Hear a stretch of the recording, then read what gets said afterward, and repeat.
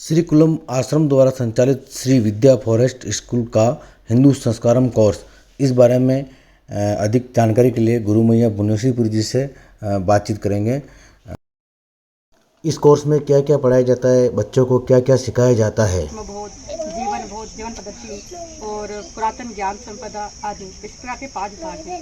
तो हम इस सिलेबस के अंदर एक कोर्स का सिलेबस बनाया है, सर्टिफिकेट कोर्स चल रहा है इसके अंदर बच्चे जो हमारे बच्चों को एक मूलभूत ज्ञान भारत के बारे में, धर्म के बारे में, संस्कृति के बारे में, व्यवहार के बारे में होना चाहिए, उन सबको हमने रखा है उसके अंदर।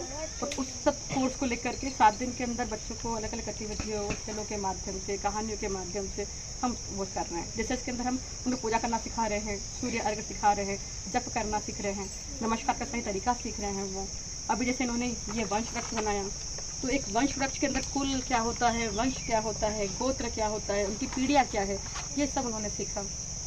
हमने प्राचीन ज्ञान संपदा के बारे में बात करी कि हमारे भारत के अंदर जो प्राचीन ग्रंथ थे वो कैसे हैं।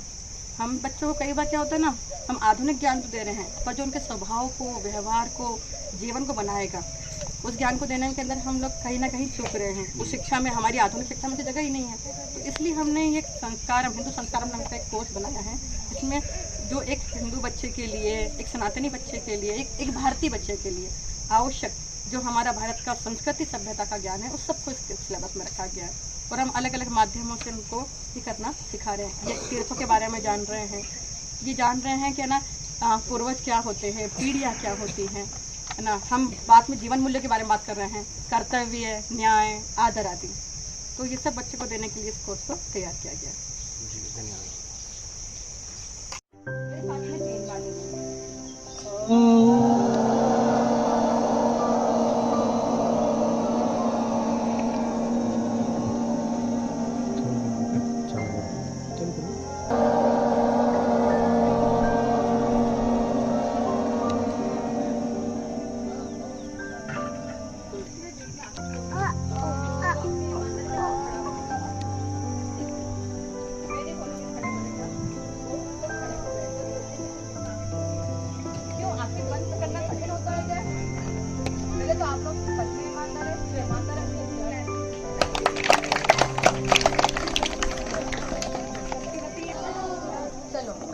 अब हमारी आज की कक्षा हम शुरू करते हैं। आपको मालूम है ओम क्या है? ओम ईश्वर का नाम है। जैसे कि मान लो कि भगवान का नाम है कृष्ण जी, तो वो असल में भगवान का नाम बोल तो ओम है, पर कृष्ण जी उनका एक स्वरूप है। मतलब कृष्ण मतलब बहुत सुंदर, जो सबके मन को आकर्षित करते हो, है ना, वो है। तो ये ओम है। अब हम क्या करेंगे, आज आप लोगों से बात करनी है मुझे ना, इसके ऊपर 2-3 चीजें के ऊपर बात करनी है। एक तो कल मैंने आपको प्रणाम करना सिखाया था, अब ऐसे प्रणाम करोगे, दूसरा ढंग से करोगे, ऐसे तो नहीं करोगे आप। जो ऐसे प्रणाम करेगा वो मुझे हाथ उठा के वचन देगी, हम ऐसे प्रणाम करता, मतलब पक्का प्रॉमिस होता है। तो जो हमेशा है ना सही ढंग से प्रणाम करेगा, ऐसा प्रणाम नहीं करेगा, वो लोग मुझे बात उठा के वचन। बोलो, मैं वचन देता हूँ, देती हूँ कि मैं हमेशा सही से प्रणाम करूँगा। बुजुर्गों को, देवताओं को, संतों को और अपने से बड़े लोगों को, अपने बराबर से अपने छोटे लोगों को भी सम्मान हम ऐसे ही करेंगे। ठीक है, छोटे लोगों का भी सम्मान हम ऐसे ही करेंगे। छोटे लोगों में कोई बात नहीं, पाँव छूना जरूरी नहीं, मैं ये नहीं करी मैंने छोटे लोगों के पाँव छूना, पर सम्मान देना कोई बुरी बात नहीं होती है, ये याद रहेगा। अब एक और बात बतानी थी, मैं कहाँ से शुरू करूँ?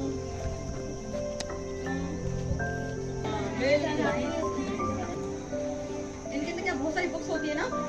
सब लोग किस धर्म से हो? हिंदू धर्म से हो? तो जो ना हिंदू धर्म है, हर धर्म की अपनी पुस्तकें होती है और अपना कोर्स और अपना सिलेबस होता है। क्या होता है?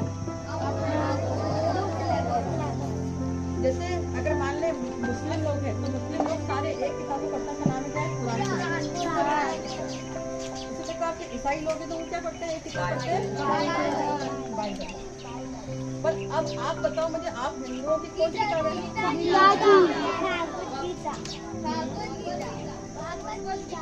जितने लोग गीता जी बोल रहे हैं वो हाथ खड़े करो।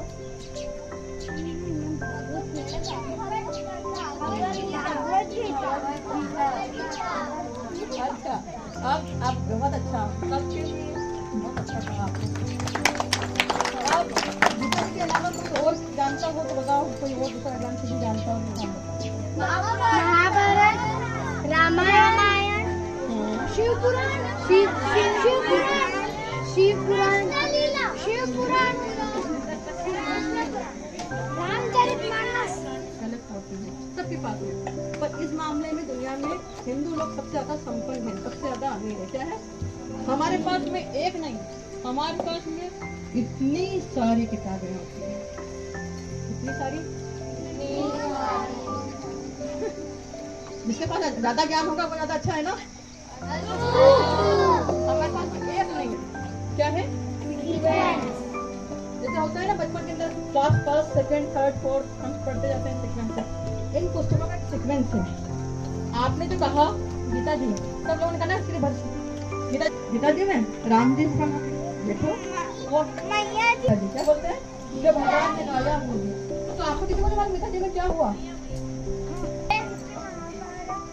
हाँ, कृष्ण जी की महाभारत। और पर आप बहुत सही पहुंचे, सबसे ज्यादा पास में आप पहुंचे हो। कृष्ण जी ने अर्जुन में ज्ञान दिया था। वाह, बहुत बढ़िया, सही है। हमारे बच्चों को अलग अलग बातें निकल जाएंगे, जो सही है। कल्याणी ने कहा गीता जी गीत है भगवान का, ये बात सही है। गीता जी भगवान का गीत है, इसलिए गीता जी बोलते हैं। जो कृष्ण भगवान ने गाया उसे गीत को गीता जी बोलते हैं। आपने कहा कृष्ण जी और महाभारत, तो कृष्ण साथ में 3 बार बोलेंगे।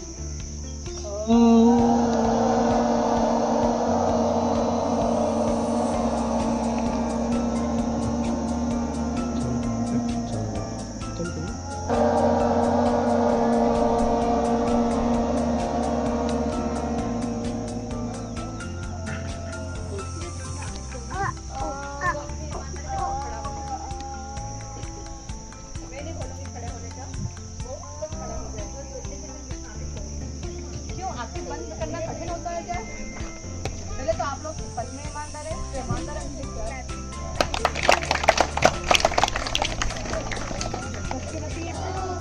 चलो अब हमारी आज की कक्षा हम शुरू करते हैं। आपको मालूम है ओम क्या है? ओम ईश्वर का नाम है। जैसे कि मान लो कि भगवान का नाम है कृष्ण जी, तो वो असल में भगवान का नाम मूल तो ओम है, पर कृष्ण जी उनका एक स्वरूप है। मतलब कृष्ण मतलब बहुत सुंदर, जो सबके मन को आकर्षित करते हो, है ना, वो है। तो ये ओम है। अब हम क्या करेंगे, आज आप लोगों से बात करनी है मुझे ना इसके ऊपर 2-3 चीजों के ऊपर बात करनी है। एक तो कल मैंने आपको प्रणाम करना सिखाया था, सीख था। अब ऐसे प्रणाम करोगे, दूसरा ढंग से करोगे, ऐसे तो नहीं करोगे आप। जो ऐसे प्रणाम करेगा वो मुझे हाथ उठा के वचन देंगे, हम ऐसे प्रणाम करना, मतलब पक्का प्रॉमिस होता है। तो जो हमेशा है ना सही ढंग से प्रणाम करेगा, ऐसा प्रणाम नहीं करेगा, वो लोग मुझे हाथ उठा के वचन देंगे। बोलो, मैं वचन देता हूँ, देती हूँ कि मैं हमेशा सही से प्रणाम करूँगा। बुजुर्गों को, देवताओं को, संतों को और अपने से बड़े लोगों को, अपने बराबर से अपने छोटे लोगों का भी सम्मान हम ऐसे ही करेंगे। ठीक है, अपने छोटे लोगों का भी सम्मान हम ऐसे ही करेंगे। छोटे लोगों का कोई बात नहीं, पाँव को जरूरी नहीं, मैं ये नहीं करी हमारे छोटे लोगों के पाँव छूना, पर सम्मान देना कोई बुरी बात नहीं होती है, ये याद रहेगा। अब एक और बात बतानी थी, मैं कहाँ से शुरू करूँ?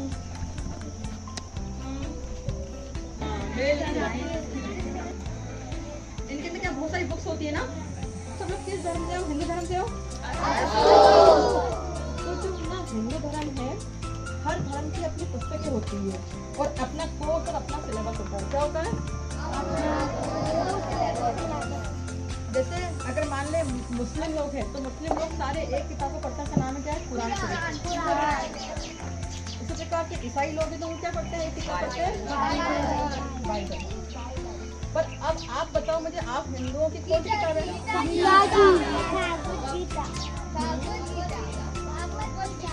जितने लोग गीता जी बोल रहे हैं वो हाथ खड़े करो।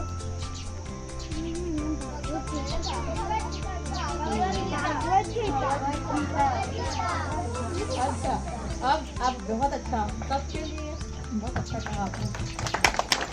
अब गीता जी के अलावा कोई और जानता हो तो बताओ, कोई और दूसरा ग्रंथ भी जानता हो तो हम बताओ। महाभारत, रामायण, शिवपुराण,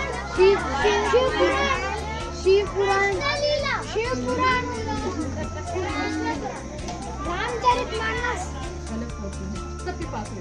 पर इस मामले में दुनिया में हिंदू लोग सबसे ज्यादा संपन्न हैं, सबसे ज्यादा अमीर है। क्या है? हमारे पास में एक नहीं, हमारे पास में इतनी सारी किताबें होती हैं। इतनी सारी,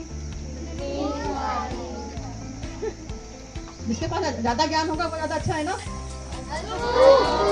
हमारे पास में एक नहीं, क्या है?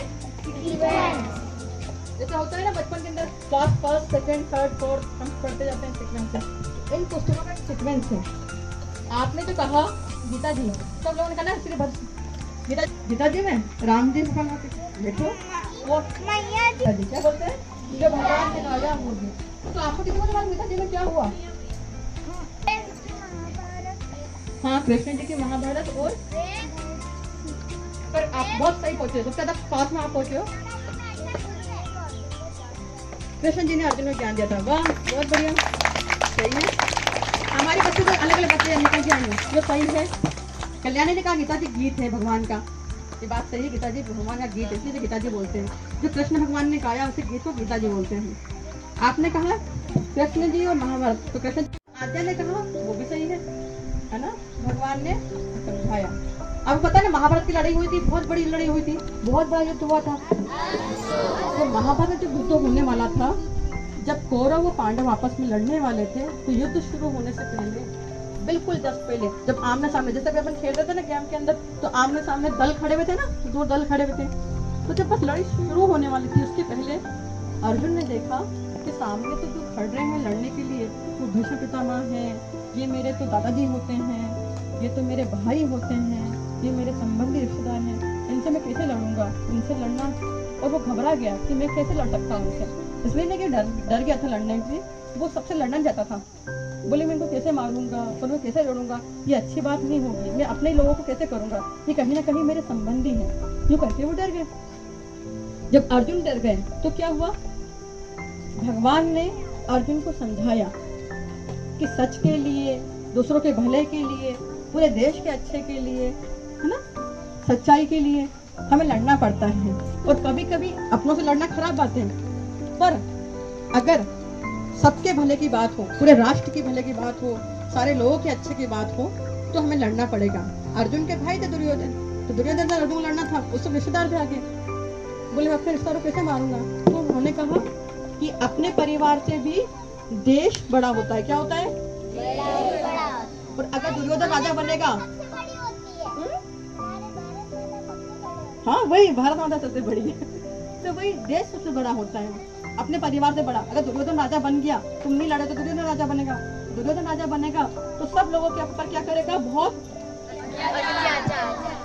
तो हमें इसके लिए लड़ना पड़ेगा, सत्य के लिए लड़ना पड़ेगा। और तब भगवान कृष्ण ने अर्जुन को वो भी समझाया, वो क्या कहलाया, गीता जी। हिंदू धर्म का प्रमुख ग्रंथ, पहला ग्रंथ गीता जी नहीं है। क्या नहीं है? सबसे पहला जो ग्रंथ आते हैं वो होते हैं 4 वेद। क्या है? हाँ हाँ बोलो। वाह वाह, बहुत अच्छा। और किसी बताए वेदों में नाम बताएगा कोई और? नहीं, चलो मेरे हाथ में बोलते हैं। ऋग्वेद बोलो, यजुर्वेद, सामवेद, अथर्ववेद। ऋग्वेद, यजुर्वेद, सामवेद, अथर्ववेद, ये 4 वेद जो हैं वो सबसे पहले, दुनिया की सबसे पहले पुरानी किताब है।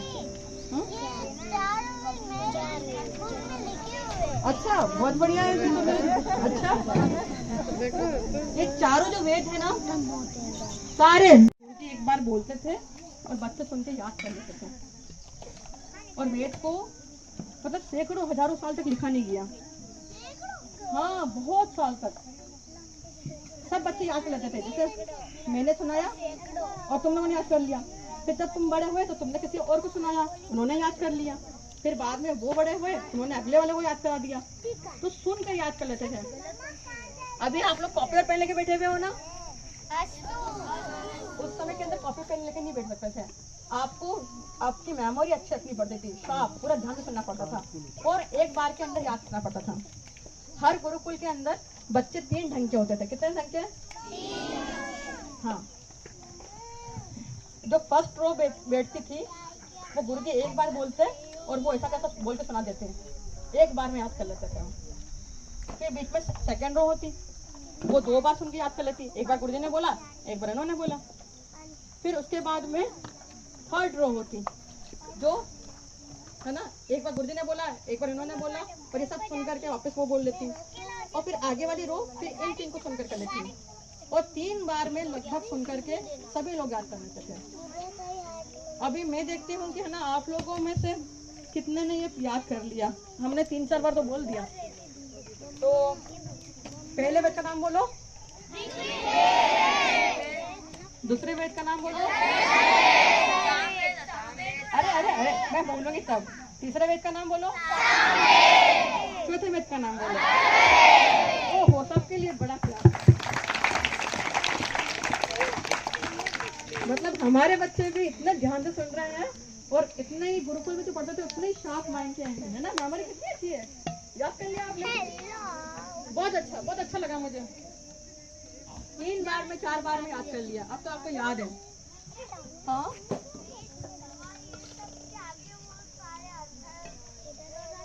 हाँ, ये मैंने नाम नहीं लिखे, जगह नहीं थी हमारे पास में, पर ये 4 वेद हैं।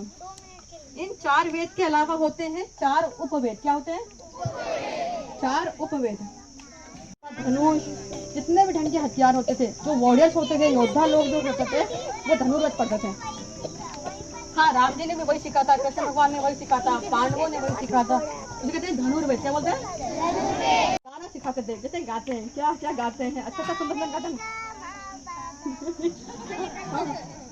ये भी और दूसरा भी, सारे जो स्वर होते थे वो इसमें सिखाते थे। इसके अंदर गंधर्व वेद के अंदर, है ना। उसके बाद में होता था शिल्प वेद। क्या बोलते हैं? शिल्प वेद के अंदर क्या बात है?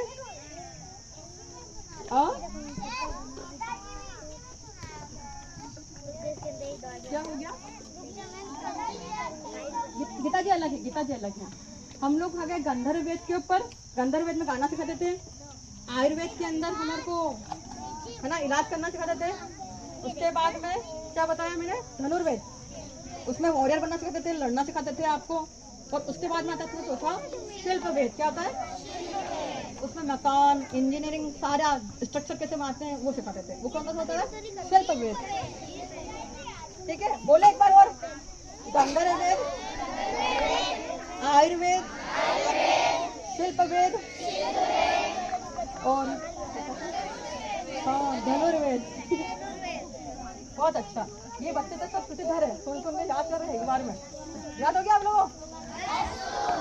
श्रुतिधर उनको कहते हैं जो सुन के याद कर ले, एक बार के अंदर सुन के याद कर ले तो बोलते हैं श्रुतिधर। क्या बोलते हैं? श्रुतिधर। हाँ, तो आप लोग श्रुतिधर हो। ये एक बहुत बड़ी उपाधि है, बहुत बड़ा टाइटल है, मतलब बहुत अच्छी मेमोरी होना। तो 4 वेद हो गए और 4 उपवेद हो गए। उसके अलावा हमारे होते हैं 6 शास्त्र। क्या होते हैं?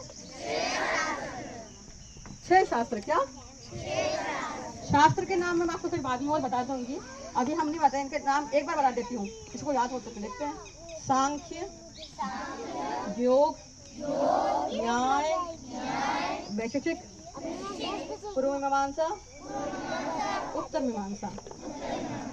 सांख्य, योग, न्याय, वैशेषिक, पूर्व मीमांसा, उत्तर मीमांसा। एक बार और बोल देती हूँ। सांख्य, योग, न्याय, वैशेषिक, पूर्व मीमांसा, उत्तर मीमांसा।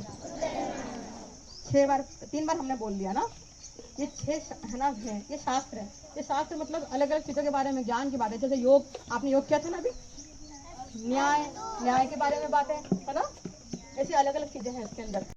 भारत की हिस्ट्री दुनिया में सबसे बड़ी हिस्ट्री, सबसे पहले देश अपने है ना, सबसे बड़ी हिस्ट्री अपनी है, और सबसे बड़ी अपनी हिस्ट्री है। तो हिस्ट्री में जब हम लेकर के आए तो क्या बोलते हैं, पुराण, क्या बोलते हैं, तो वो 18 है, कितने, इसमें राम जी का समय है, कृष्ण भगवान का समय है, ठीक है, हाँ कृष्ण राम जी का समय है, सबका समय आता है। और 18 पुराण अलग अलग देवताओं को समर्पित किए गए। कितने, 18 है, 18 ही उप पुराण है, क्या है, और उसके बाद में 108, कितने हैं, 108, कितने, 108 उपनिषद है, और 108 में 18 उपनिषद बहुत खास है, बड़े हैं। और उपनिषदों में क्या होता है, कहानियाँ, कौन सी कहानियाँ, गुरुजी और शिष्य की आपसी बातचीत थी। जैसे मैं आपसे बैठ के बात जो कर रही हूँ, आप मुझसे जो पूछोगे और मैं जो जवाब दूंगी, तो वो क्या बनेगा, उपनिषद। उपनिषद का मतलब होता है गुरुजी के पास में बैठ के समझना, मेरे पास मतलब पास में, उपनिषद मतलब बैठना। आप लोग अभी बैठे हुए ना आश्रम में गुरुजी के पास में, मैं जो भी पूछ रही हूँ ये बता रही हूँ, आप सुन रहे हो, समझ रहे हो, आप लोग मुझसे सवाल भी कर रहे हो, जवाब भी दे रही हूँ। ऐसे जो कहानियाँ होती है, शिक्षक के बीच में जो बातें होती है, तो कहते हैं उपनिषद, क्या बोलते हैं, इसमें बहुत अच्छी अच्छी कहानियाँ हैं, क्या है, बहुत अच्छी कहानियाँ और ज्ञान की बातें। और वो अब आएंगे रामायण और महाभारत, क्या आता है, रामायण और महाभारत, इनका नंबर अब लगा। कौन कौन से, रामायण और महाभारत, इन्हें बोलते हैं महाकाव्य। मतलब ये बहुत बड़ी पोएट्री है, क्या है, पोएट्री, रामायण को पोएट्री में लिखा गया और महाभारत को भी पोएट्री में लिखा गया, इसलिए इनको महाकाव्य बोलते हैं।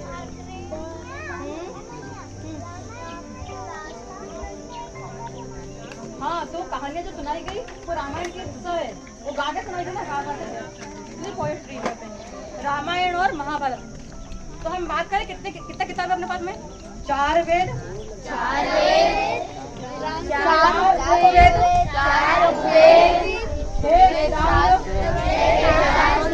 अब 6 वेदांग नंबर पर उसे चलते हैं। 4 वेद, 4 उपवेद, 6 वेदांग, 108 उपनिषद, 6 शास्त्र, 18 पुराण, 18 उप पुराण, और 2 महाकाव्य। सबसे अमीर लोग आप हुए कि नहीं हुए, सबसे संपन्न आप हो ना ज्ञान में, आपका तो ज्ञान किसके पास में होगा, आपके पास में इतनी किताबें हैं, और हर किताब ये बहुत मोटी मोटी, इतनी मोटी है। और इसके बाद सबसे ऊपर कौन से जो खास माने जाते हैं, जो सबको समझ में आ जाते हैं, वो क्या है, गीता जी, क्या है, कहते हैं गीता जी के अंदर इन सब में जो लिखा हुआ है उनका है ना एब्सोल्यूट एकदम जो सार होता है ना, वो गीता जी में क्या है, सबका सार। पर ये सारे मूल ग्रंथ है अपने, याद रखना है अपने को, ठीक है। और जब आपसे कोई पूछेगा तो आपके खास ग्रंथ कौन से, तो बता दोगे आप कौन कौन से हैं, 4 वेद, 4 वेदांग,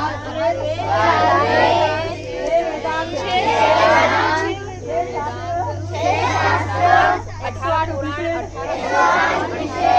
18 पुराण, 18 उपपुराण, 2 महाकाव्य। इतनी किताबें हमारे पास में है। सांख्य, योग, न्याय,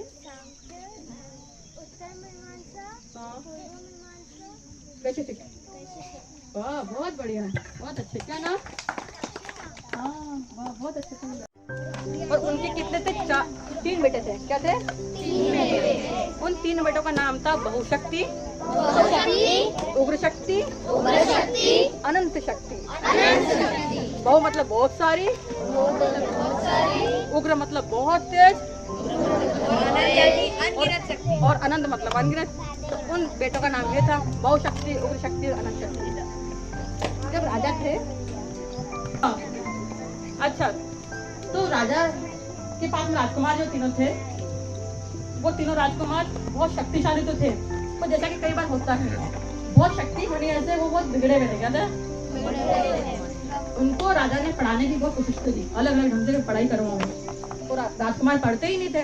वो तीनों राजकुमार जितने गुरुजी कोशिश करते हैं उनको पढ़ाने की, वो पढ़ते ही नहीं, सुनते ही नहीं उनकी बात। ऐसे जैसे अभी कुछ लोग कर रहे हैं ना, टेढ़े मेढ़े बैठना, इधर उधर बातें करना, ध्यान नहीं देना, ऐसे ही करते हैं वो तीनों। तो फिर बाकी गुरुजी लोगों ने क्या किया, उन्होंने परेशान होकर के चले गए, पढ़ाया ही नहीं उनको। धीरे धीरे राजकुमार बड़े हो गए बिना पढ़ाई करे हुए। हाँ, बिना पढ़ाई करे हुए बड़े हो गए। अब उनको पढ़ना लिखना, समझदारी की बातें, अच्छी बातें आती ही नहीं। राजा को बड़ी चिंता हुई कि मेरा राज्य कौन चलाएगा, क्योंकि इन्होंने जो सही शिक्षा होती है सीखी ही नहीं, पढ़ना सीखा ही नहीं। और पढ़ने का मतलब खाली पढ़ाई नहीं होता है, पढ़ने का मतलब ये भी होता है कि हम लोग कितने अच्छे व्यक्ति बनते हैं। अगर वो अच्छे व्यक्ति ही नहीं बनेंगे तो अच्छे राजा नहीं बनेंगे ना। और अगर अच्छे राजा नहीं बनेंगे तो क्या होगा? हाँ, और क्या होगा? हाँ, बाकी लोग दुखी होंगे, वो उनका तो कोई बात नहीं। बेटा सीधे बैठो। विष्णु शर्मा जी भी बहुत बुद्धिमान थे। उन्होंने बोला कि मैं आपके बेटों को पढ़ा दूंगा। उन्होंने बोला पढ़ा दोगे? बोले हाँ। बोले पढ़ते ही नहीं, उनको पढ़ना पसंद ही नहीं आता, इंटरेस्ट ही नहीं लेते हैं पढ़ने में। बोले कोई बात नहीं, मैं पढ़ा दूंगा। फिर वो विष्णु शर्मा वहाँ पे आए और सब राजकुमार साथ में बैठे, तीनों राजकुमार में। वो बोले कि आप बताओ, आपको मुझे गुरुजी बनाया है आपका। तो राजकुमार हंसने लग गए, बोले हमको पढ़ना पसंद नहीं है, हमें अच्छा। बोले क्यों पसंद नहीं है? बोले हमें पढ़ाई बहुत बोरिंग लगती है और हमें अच्छी बातें अच्छी नहीं लगती है और हमको अच्छा बनना ही नहीं है। वो कहते होंगे कि हम पढ़ाई पर उब गए।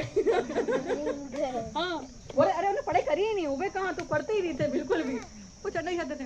अब तो उन्होंने बोला हमको पढ़ना पसंद नहीं है। तो उन्होंने बोला विष्णु शर्मा जी ने, अच्छा आपको कहानी सुनना पसंद है क्या? तो उन्होंने कहा हमको कहानी सुनना तो बहुत पसंद है। आपको पसंद है कि नहीं है कहानी सुनना? हाँ, तो कहानी सुनना बहुत पसंद था। तो बोले मैं तुम्हें पढ़ाऊंगा नहीं, मैं तुम्हें कहानियां सुनाऊंगा। क्या सुनाऊंगा? कहानियां सुनोगे? राजकुमार खुश हो गए, अरे वाह हमें कहानियां सुनना तो बहुत पसंद है, सुनाओ कहानियां हमको।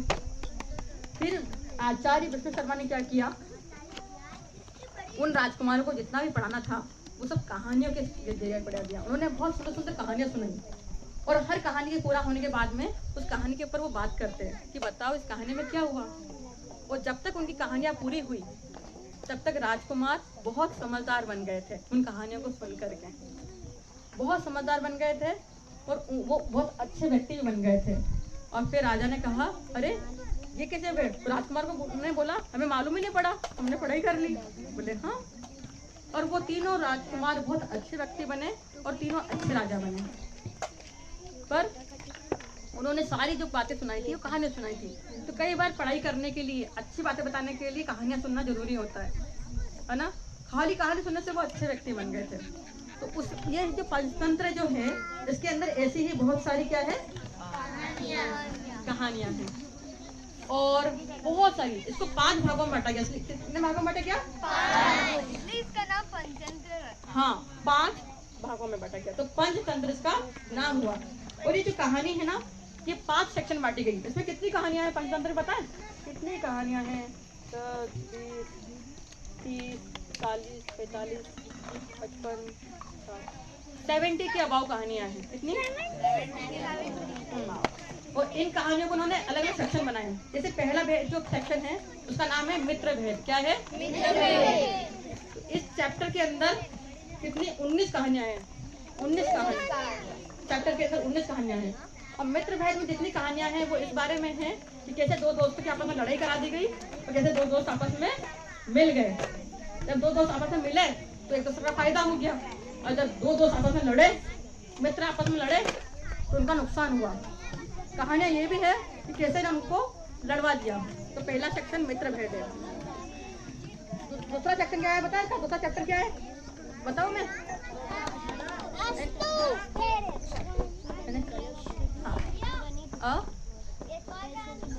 मैं बताऊँ कहाँ? पहले आपको चैप्टर बता दूं।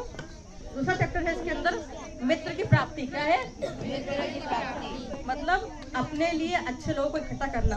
हम लोग सब जगह जाते हैं ना तो जाकर के कुछ लोग अपने सब जगह दुश्मन बना लेते हैं, लड़ाई कर लेते हैं, लोगों को नाराज कर लेते हैं, तो ये होता है दुश्मन बनाना। और कुछ लोग समझदार होते हैं, जहाँ जाते हैं जिससे मिलते हैं उसको अपना मित्र बना लेते हैं। और उन्हीं के लिए चैप्टर है मित्र प्राप्ति। क्या है? मित्र प्राप्ति। वो राजकुमार ऐसे ही थे ना, अड़ियल थे, अकेले रहते थे।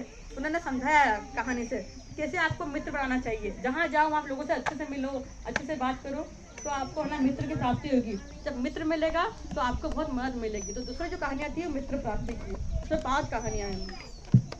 तीसरा भाग है इसका काकोलियम। क्या है? काकोलियम। काकोलियम में क्या है? कौवे और उल्लू की कहानियां हैं। सब कौवे और इसे बताया गया है कि कौवे कैसे रहते हैं, उल्लू कैसे रहते हैं। बालचंद्र की सारी कहानियों में जानवरों के ऊपर कहानियां हैं, सब जानवरों के ऊपर, इंसान नहीं है इन कहानियों में, बहुत कम है। तो काकोलियम में क्या होता है? कौवे और उल्लू के माध्यम से। कौवे कैसे रहते हैं? झुंड में रहते हैं। उल्लू कैसे रहते हैं? कौवे अलग ढंग से रहते हैं, उल्लू अलग ढंग से रहते हैं। तो दोनों को मिलाकर जो कहानियां बनी वो काकोलियम है। उसके बाद में फिर कहानी है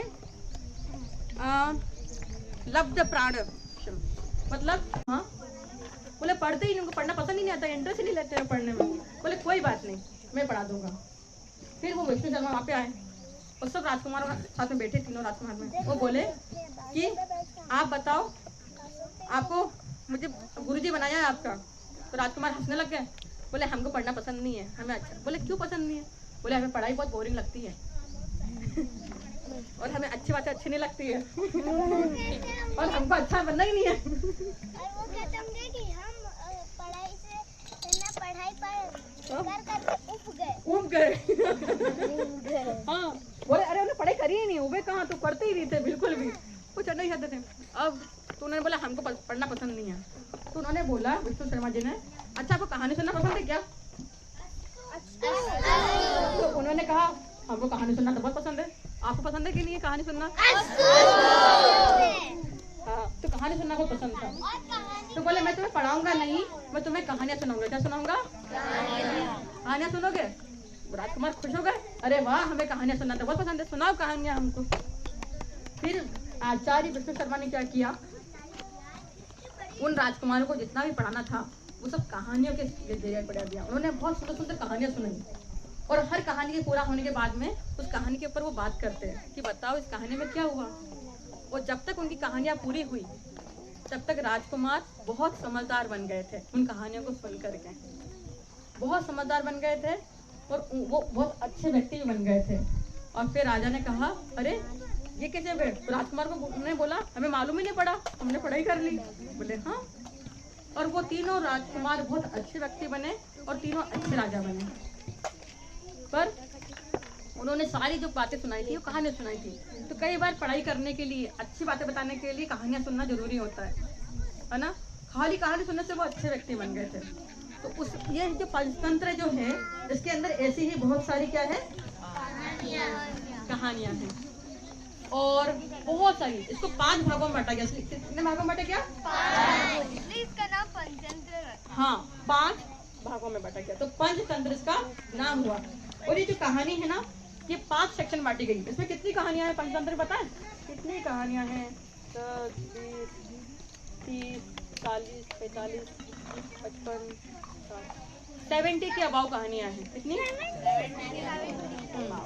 और इन कहानियों को उन्होंने अलग अलग सेक्शन बनाए। जैसे पहला जो सेक्शन है उसका नाम है मित्र भेद। क्या है? मित्र भेद। तो इस चैप्टर के अंदर कितनी? 19 कहानियां हैं। 19 कहानी चैप्टर के अंदर 19 कहानियां हैं।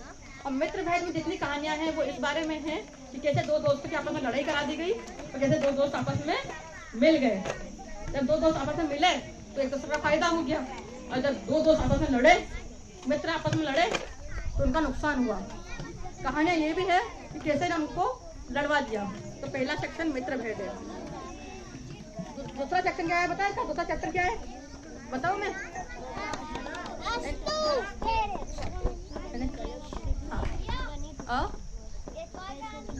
मैं बताऊँ कहाँ? पहले आपको चैप्टर बता दूं। दूसरा चैप्टर है इसके अंदर मित्र की प्राप्ति। क्या है? मित्र की प्राप्ति मतलब अपने लिए अच्छे लोगों को इकट्ठा करना। हम लोग सब जगह जाते हैं ना, जाकर के कुछ लोग अपने सब जगह दुश्मन बना लेते हैं, लड़ाई कर लेते हैं, लोगों को नाराज कर लेते हैं, तो ये होता है दुश्मन बनाना।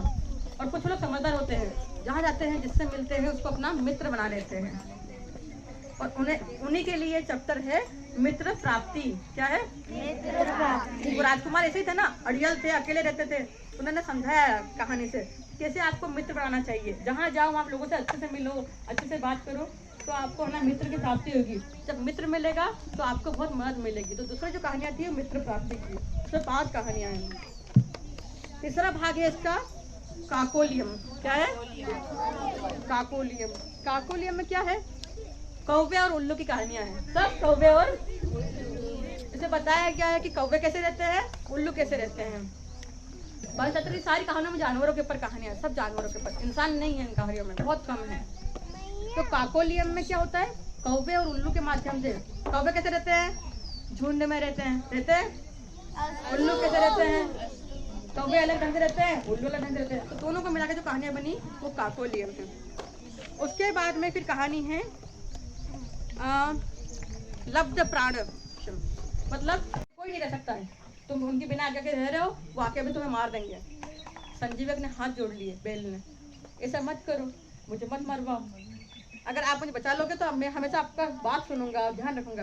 कर्कटा को दमनक ने कहा ठीक है, हम अपने राजा से बात करेंगे और तुम्हें बचा लेंगे और तुम्हारे को कुछ नहीं होने देंगे। राजा तुम्हें मारने वाले थे पर हमने रोक दिया। तो बेल ने कहा आप कितने अच्छे लोग हो, बहुत अच्छे लोग हो, मैं आपकी बात मानूंगा। इधर है ना, फिर वापस ही गए राजा के पास में, पिंगलक के पास में गए और कर्कटा को दमनक ने कहा राजा को, वो बेल तो बहुत बड़ा खूंखार है और बहुत खराब है और बहुत खतरनाक है और वो आपको मारने के लिए सोच रहा है। तो राजा वो डर गया पिंगलक, अरे अब क्या करूंगा। तो इन्होंने कहा कि पर हमने उसे बात करके समझा देंगे हम उसको, अगर आप हमें मंत्री बना देते हो और जंगल में पूरा अधिकार दे देते हो और आप जो भी खाओगे उसमें सारा खाना हमको दे दोगे तो हम उनसे बात करके समझा देंगे। तो उन्होंने कहा हाँ ऐसा कर दो। इधर तो लालच बहुत कर रहे हैं। बहुत लालची है, बहुत लालची है और खराब है ना, झूठ बोल रहा है, इधर भी झूठ बोल रहा है, इधर भी झूठ बोल रहा है। तो बोले कि हाँ ठीक है, बोले ठीक है हम बात करके आते हैं। फिर दोनों गए और जंगल जाके बैठ गए चुपचाप और जाकर के फिर थोड़ी देर बाद चुपचाप बैठ कर छुप करके बैठ के है ना आराम से बातें करते रहे, वापस आ गए। और पिल्लंग को बोलते हैं हमने बेल से बात कर दी है और वो आपका मित्र बनना चाहता है। वो कह रहा है कि मैं आपका मित्र बन जाऊंगा और आप है ना बस ध्यान रख लेना कर्कटक का और दमनक का, अच्छा रखना है इनको। राजा बोले मैं तुम्हें बहुत अच्छा रखूंगा। अब ऐसा बोल के जो ये थे ना दोनों गिदड़ या शेर, ये दोनों बेल को राजा को पास में ले आए, शेर को, और दोनों की दोस्ती करा दी। अब दोनों सोचते हैं कि ये ना हमारी दोस्ती इन्होंने कराई है और दोनों कर्कटक और दमनक को बहुत अच्छा रखते हैं। और इधर धीरे धीरे पिंगलक और संजीवक जो बेल और शेर थे वो साथ में रहने लगे, साथ में रहते और दोनों साथ में, दोनों की दोस्ती बहुत अच्छी हो गई। क्या हो गई? बहुत अच्छी दोस्ती हो गई। दोनों साथ में खेलते, बातें करते, घूमते, पानी पीना चाहते, ऐसे करते रहते। जब दोस्ती बहुत अच्छी थी तो दोस्त आपस में अपनी एक दूसरे की बातें करते हैं ना, एक दूसरे को ढूंढ लेते, जैसा दोस्त करता है वैसे ही करते हैं। तो संजीव क्योंकि गाँव में रहा था, एक आश्रम में जाता था, कभी सुनता था, ऐसे आश्रम के अंदर में रहा था, तो बहुत अच्छी अच्छी बातें सुनता था वो। तो उसने शेर को बताया, इधर आवाज नहीं, किधर बैठना। उसने शेर को बोला कि आप ये जानवरों को मार देते हो, ये अच्छी बात नहीं है, ऐसा नहीं करना चाहिए, किसी को मारना नहीं चाहिए, जीव हत्या अच्छी बात नहीं होती है, आपको नहीं मारना चाहिए। बहुत बार समझाया उसने और बहुत बार समझाने से क्या हुआ कि शेर ने शिकार करना छोड़ दिया। सही बात है, तुम सही कहते हो, मेरा दोस्त सही कहता है, अब मैं जंगल में शिकार नहीं करूँगा और ऐसे ही रहूँगा। और संजीव को भी अच्छा लगा। अगर खाना है तो है ना जानवर मत खाओ, अगर पेड़ पे फल लगे तो हाँ, तोड़ के खा लो। पेड़ के फल खा लो, यही हुआ, ऐसे ही हुआ। अब पिंगलक जो शेर था वो ही फल खाने लगा और बेल के हाथ में रहता। हाँ पर फल भी खा लिया ना उसने, बदल गया वो साथ में रह करके। हम जिसके साथ में रहते हैं वैसे बन जाते हैं। यहाँ पर शेर बेल के हाथ में रह के बदल गया और वो खाने लग गया। फिर क्या हुआ बताए? अब गिदड़ जो है वो परेशान हो गए दोनों। क्यों परेशान हो गए गिदड़? उनको तो लगा था कि शेर मारता रहेगा, शेर हमारी बातें सुनेगा तो हमको बहुत सारा खाना मिलेगा, शेर शिकार करेगा, सब शिकार, आधा शिकार हमको मिलेगा। शेर ने तो शिकार करना ही बंद कर दिया। हाँ और उनको है ना उनका नुकसान होने लग गया। तो उन लोगों को बहुत बुरा लगा। शेर ने कहा तुम अपने खुद, करना बुरी बात होती हाँ शेर ने कहा जाओ तुम अपने खुद मारो और खुद खाओ, पर गिदड़ खुद नहीं मार पाते हैं, खुद शिकार कर ही नहीं पाते हैं। गिदड़ दूसरे का शिकार ही खाते हैं, खुद से शिकार कर ही नहीं पाते हैं। स्कैवेंजर्स होता है। हाँ बिल्कुल, गिदड़ दोनों भूख से मरने लगे और उनको लगा इनकी दोस्ती कहाँ करा दी हमने, हमका फायदा, हमारा फायदा की बजाय नुकसान हो गया। उन्होंने सोचा है अब हमें इनकी दोस्ती क्या करानी पड़ेगी, तोड़वानी पड़ेगी। क्या करना पड़ेगा, हाँ ये मित्रता तोड़वानी पड़ेगी। वो तो अच्छे दोस्त बन गए। हाँ अच्छे दोस्त बन गए। अच्छा बन गए, पर अब इन्होंने प्लान बना लिया ना कि हमने इनको दोस्त बनाया है तो हमें इनको तोड़वा देंगे। उन दोनों ने एक दिन क्या करा, जब पिंगलक और संजीवक दोनों अलग अलग थे, पिंगलक नदी किनारे घूमने गया था, संजीवक है ना बैठा हुआ था एक जगह के अंदर। उन्होंने जाके शेर को बोला दोनों ने कि राजा जी आपको मालूम नहीं, हमें एक बात बोलनी है। बोले क्या, बोले कल वो जो बेल है ना आपका मित्र, वो आपको मारने का की योजना बना रहा है, आपको मारने का प्लान बना रहा है, कल आपको मार देगा वो। बोले नहीं नहीं मेरा दोस्त ऐसा नहीं कर सकता। बोले राजा को लगता है कि तुम बहुत बड़े और उनके बराबर के हो गए हो और तुमने है ना जंगल में माहौल खराब कर रखा है, तुम्हें वो मारने वाले हैं और तुम्हें मार के बताएंगे वो कि मैं सबसे बड़ा शक्तिशाली हूँ, सबसे बड़ा हूँ। बोले नहीं नहीं वो मेरे बहुत अच्छे मित्र हैं, मुझे मारेंगे नहीं। बोले कल जाकर के राजा से मिलना, देखना अगर राजा गुस्से के अंदर देख रहा हो, आंखें लाल लाल हो रही हो, अपना पंजा बार बार हिला रहा हो, तो इसका मतलब क्या है